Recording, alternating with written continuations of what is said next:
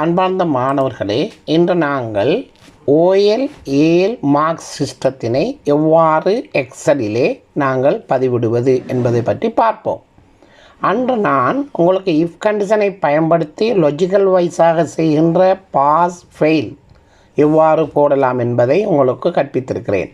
அதே போன்று ஒரு எமௌண்ட்டை கொடுத்து இந்த குறிப்பிட்ட எமௌண்ட்டுக்கு மேலே இருந்தால் பெர்சன்டேஜை கூட்டு, இல்லை என்றால் குறைத்து போடு என்று லாஜிக்கல் வைஸாக இஃப் கண்டிஷனை பயன்படுத்தி செய்திருந்தோம்.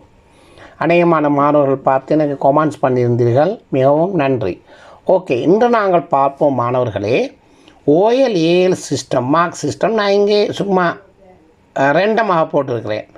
0-34W 35-54S simple pass, 55-69 credit pass, 70-80 வரையிலான B, 81-100 A என்று போட்டிருக்கிறேன். சம்டைம் இது மாறலாம், இது சரியான முடிவில்லாமலும் விடலாம். OL-க்கு மாறலாம், சம்டைம் AL-க்கும் மாறலாம்.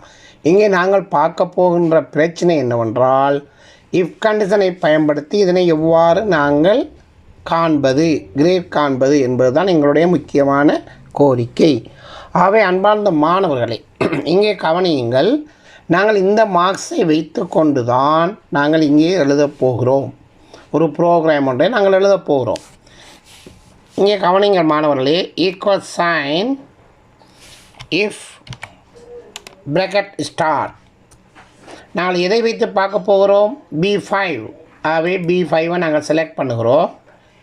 லெஸ் தென் ஈக்குவல் 34 இருந்தால் கொமா W என்று போடு, வீக் பாஸ், கொமா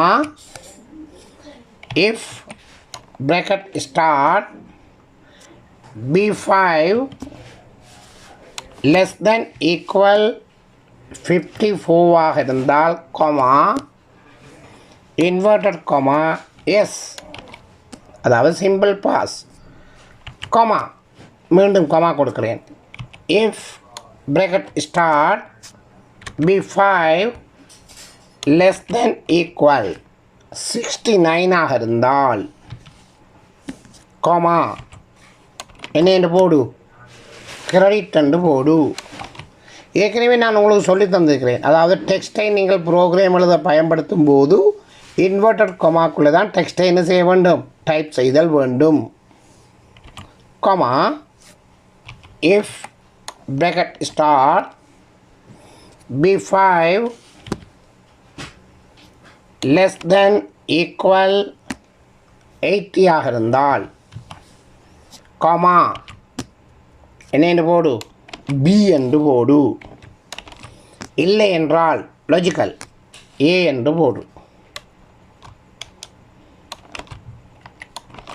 இப்போது நாங்கள் எத்தனை bracket ஸ்டார்ட் பண்ணியிருக்கிறோம், ஓப்பன் பண்ணியிருக்கிறோம்? 1 2 3 4.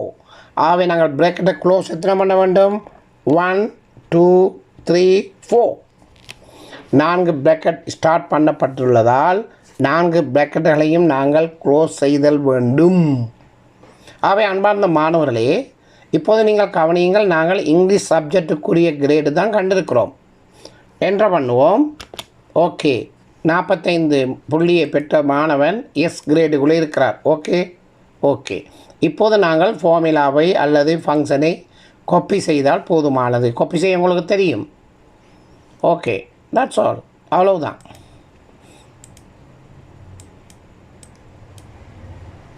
சரியாக போட்டிருக்கான்னு பாருங்கள் மாணவர்களே.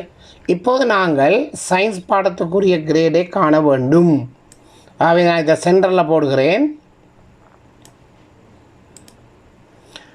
இதனை நீங்கள் காப்பி செய்தால் போதுமானது. ரைட் கிளிக், காப்பி, இங்கே கொண்டு வந்து வச்சு பேஸ்ட். ஆட்டோமேட்டிக்காக என்ன செய்யும், இந்த போட்டு விட்டது C என்று. இப்போது நாங்கள் காப்பி பண்ணுவோம். ஓகே, சரியாக போட்டிருக்கான்னு பாருங்கள் மாணவர்களே. சரியாக போடப்பட்டிருக்கிறது பாருங்கள்.